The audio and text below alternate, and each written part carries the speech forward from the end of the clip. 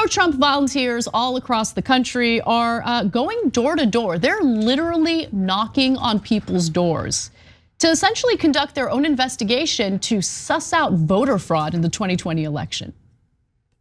Just let that sink in for a second. They're going door to door, trying to do their own little investigation, which could be pretty dangerous considering how unhinged some of these people are.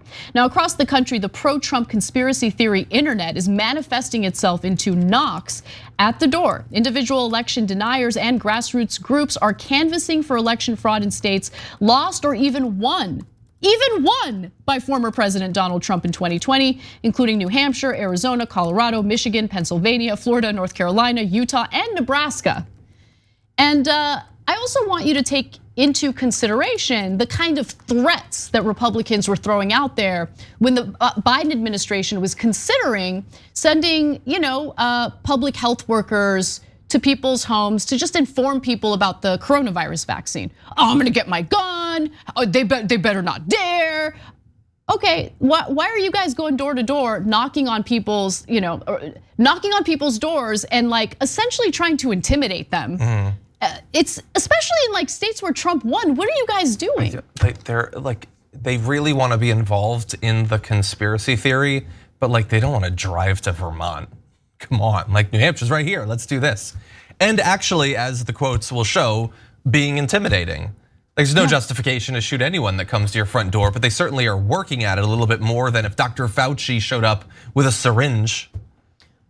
I mean, by the way, that wasn't even what like the Biden administration was trying to do. No, they weren't doing it. Yeah, they weren't doing it. But that didn't stop all the right wingers from frothing at the mouth at the idea that they might be able to shoot a bureaucrat. Yeah, no, exactly. Yeah. Now, around town that Saturday in early October, other people were knocking on doors asking about the 2020 election. They had information on the residents, their names, whether they voted, and if they did so in person or absentee. In response, 2 Waterville Valley residents called the cops, according to a police report.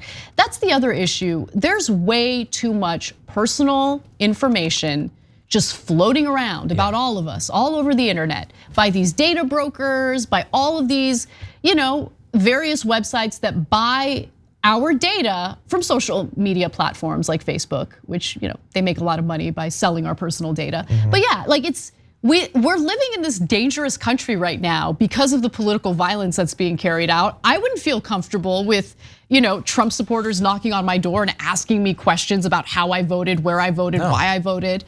And there was an exchange that BuzzFeed News reported on. This was an exchange in New Hampshire.